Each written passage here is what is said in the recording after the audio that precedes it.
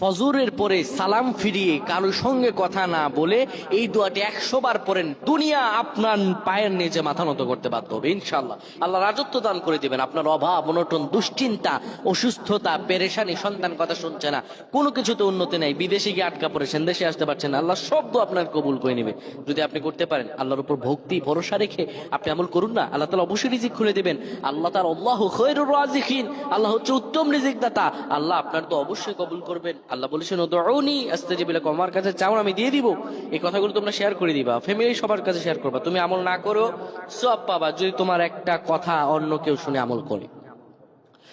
আমার প্রায় ভাইরা, ফজর নামাজের পরে নবীজি কখনো এই আমলটা ছেড়ে দিতেন না।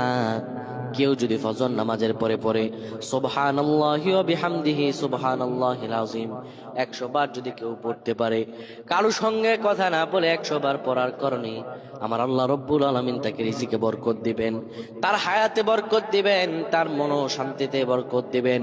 আল্লাহ রব্বুল আলামিন তাকে এত পরিমাণে দয়া করবেন ওই ব্যক্তি কোনোদিনও কল্পনা করতে পারে না। সুবহানাল্লাহ।